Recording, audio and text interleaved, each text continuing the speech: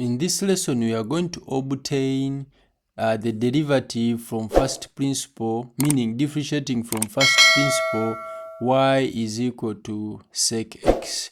And this is how we get it. So from our y is equal to sec x, so we can say y plus change in y is equivalent to, remember sec x is 1 out of cos, so we can write it as 1 out of cos of x plus change in x. Then we can remember y can equal to 1 out of cos of x because of a sec. Therefore, we can continue and say our delta y is equal to 1 out of cos of x plus delta x minus y, which is 1 out of cos of x. Yeah. So therefore delta x, we can get the LCM.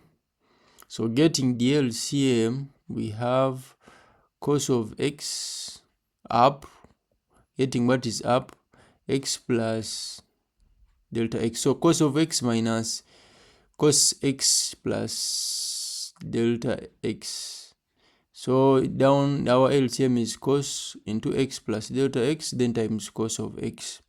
So our delta y is equivalent to, so we apply the factor formula there. So it's negative 2 sine x plus delta x plus x. So x plus delta x out of 2, then times sine of x minus delta x. Because of a negative multiplying a plus, we get a negative.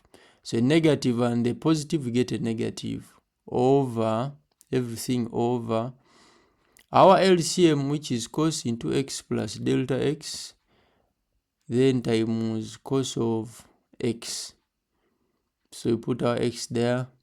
So our delta y is equivalent to, now simplifying what is up, we shall have negative 2 sine of x plus delta x out of 2, because x plus x is 2x, divide by 2, we get x.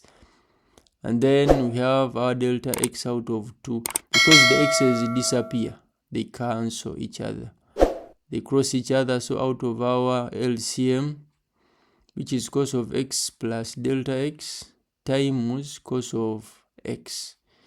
Then if we go further and divide it through by delta x,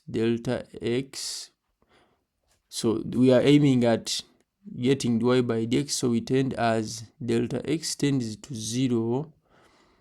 The limitation, the lim, as delta x tends to 0, delta y out of delta x becomes dy by dx. Therefore, the limitation also of, as delta x tends to 0, of sine of negative delta x out of 2 is approximated to negative delta x out of 2.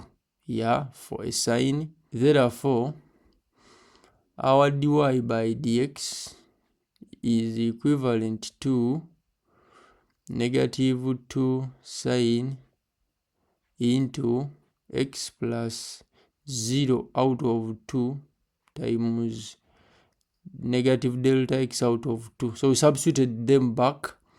As simple as that. So our LCM goes with cos of x plus 0 times cos x, then times 1 out of delta x. So simplifying and cancelling delta x's and then the 2's, and then the negative and the negative gives us a positive. We have sine of x out of cos squared x. So our dy by dx is equal to sine of x out of cos x, then times 1 out of cos x. So that's our dy by dx.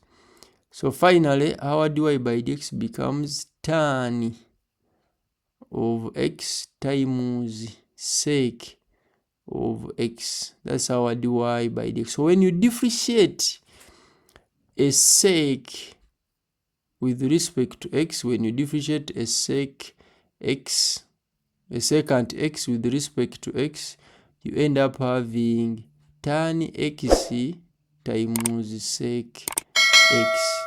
Don't forget to subscribe and like this video if it has helped you. Thank you.